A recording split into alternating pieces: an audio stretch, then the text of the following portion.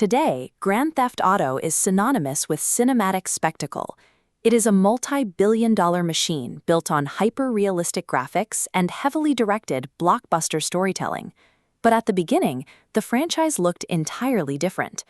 Players weren't controlling highly detailed anti-heroes. They were tiny, indistinguishable pixels navigating a flat, primitive 2D grid. Despite looking like a crude traffic simulator, that original 1997 release managed to pull in over 1 million players in its very first year.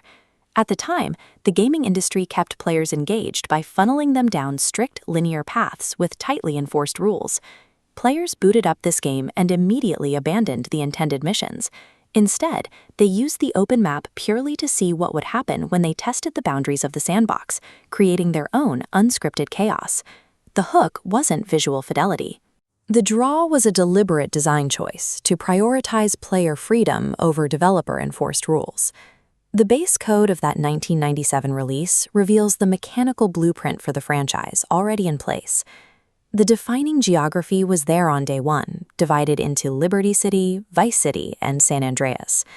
Developers built a structured loop, moving from mission start to score point. But players ignored the path, instead hijacking cars to trigger map-wide vehicular destruction. This dynamic established a recurring lesson. Giving players a sandbox full of tools to break the rules is more engaging than forcing them to read a script. The studio then tested the limits of the space engine with a standalone expansion, GTA London 1969, to see if the formula could survive leaving America. They swapped out the generic assets for highly specific cultural injections, using 1960s British slang and populating the streets with period-accurate classic cars. Injecting this specific era moved the gameplay away from a standard arcade action game and into focused period satire.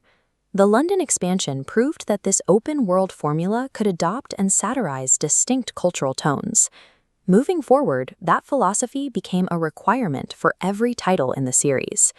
GTA 2 moved the timeline into the vaguely retro-futuristic setting of Anywhere City, introducing new layers to the world simulation. The most significant addition was a mechanics-driven reputation system known as the faction system. This radar chart maps its function, dividing the city among 7 gangs. Helping one faction actively dropped your reputation with rivals. This shifting reputation caused the city to react, dynamically turning neighborhoods hostile to open fire or acting as friendly safe havens. Forcing players to manage these relationships made the map feel politically alive. It planted a systemic seed that would eventually grow into the gang warfare mechanics of the 3D era. We usually look to the release of Grand Theft Auto 3 as the moment the industry underwent a massive change. But despite its reputation, GTA 3 actually utilized a gameplay loop that had already been largely defined in the 2D games. The geography of those American cities had already been mapped out in the original 1997 release. The satirical cultural tone and the reactive, dynamic gang systems had already been tested and refined in the expansions and sequel. The transition to 3D provided a new perspective for these systems, translating the behavioral loop the studio had already perfected into a 3-dimensional space. The original 2D games provided the complete mechanical DNA for what would become the most successful entertainment property in history.